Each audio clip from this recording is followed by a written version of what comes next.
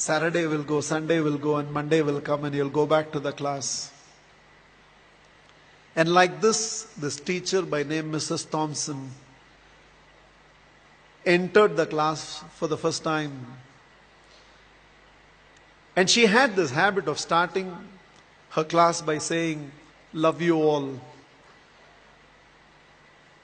But she knew she was lying because she could not feel that love for one of the students in the class who was very unkept, untidy.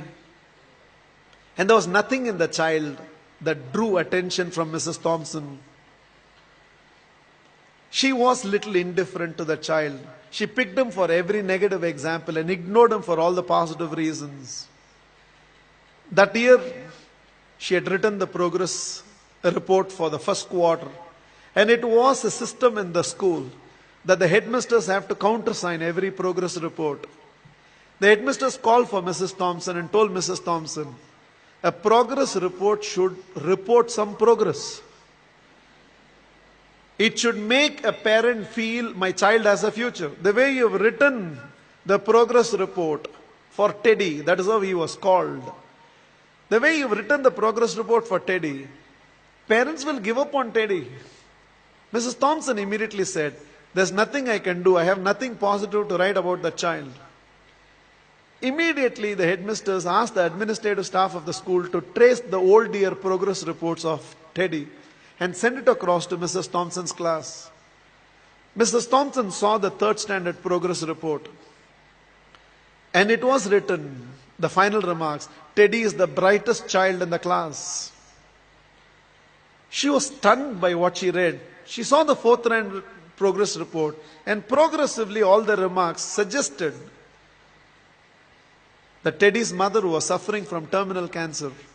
She is not able to give the attention she used to give to Teddy, and it's just beginning to show up on the performance of Teddy. The fifth standard progress report read, Teddy had lost his mother and along with that himself. He desperately needs help, otherwise we will lose this child. By then there were tears in the eyes of Mrs. Thompson. She looked at the principal and said, I know what to do. And she went back to the class. Probably it was a Monday morning. She walked into the class and again from the dais of the class, looked at the class and said, love you all. But she knew she was lying. The love she was feeling for Teddy right now was far, far greater than the rest of the class. She decided that she is going to change her approach. For every positive reason, Teddy's name was called. There was no more a negative reference to the whole thing. The last day of the school came. All the children had brought some gifts for the teacher. There was only one gift which was wrapped up in an old newspaper. Somehow, the sense of a teacher, she knew that it must be from Teddy. She opened that first. A half-used perfume bottle and a bracelet from which a few stones had already fallen was there. The whole class laughed, knowing it was from Teddy. But without saying anything, Mrs. Thompson just took that half-used perfume bottle, sprayed it on her, wore that bracelet. With a quarter smile, it seems Teddy told, now you're smelling like my mother. This is the last perfume that she used before she left me. And this is what was removed from her body before she was taken into the coffin. 1 year later, end of the school, end of the year, there was a letter on Mrs. Thompson's table. I have seen few more teachers, but you're still the best teacher I've ever seen. With love, Teddy. Every year till the end of the year, Mrs. Thompson used to get this letter from Teddy. I've seen few more teachers, but you're the best teacher I've ever seen, Teddy. Years rolled by, they lost contact. Somewhere an agent traced Mrs. Thompson, who had retired by now, and handed over a letter. And the letter was signed, Dr. Theodore, PhD. Teddy had gone on to become a PhD.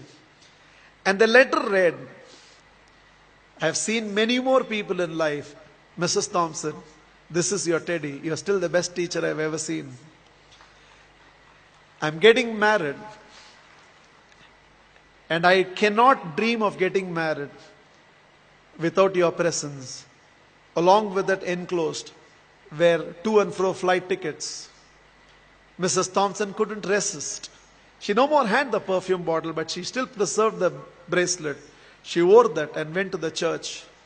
She was trying to sit in the last row, but volunteers identified and ushered her right to the front row. And right in the front row, there was a seat with a placard written, Mother. Theodore personally asked Mrs. Thompson to sit in the chair and whispered, "You are the closest to my mother that I have ever experienced. And whatever I am today, it's because of you, ma'am." The wedding happened, and after the wedding, Theodore introduced Mrs. Thompson to his newly wedded wife. Without her, I wouldn't be where I am today. There were tears in Theodore's eyes. It seems Mrs. Thompson told the newly wedded woman, "Without Teddy, I would have never realized a teacher must first be a mother to every student of hers, and only then a teacher."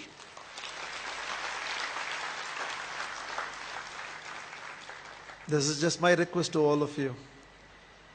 There is a Teddy sitting in your class. When you go back to your classroom on Monday morning, there is a Teddy in that class, and you can be that Mrs. Thompson. Please, on Monday, don't go back to the institutes as a teacher. Go back as a parent who can also be a teacher and be a turning point in the life of those children. You plus me. I believe we can build a new world.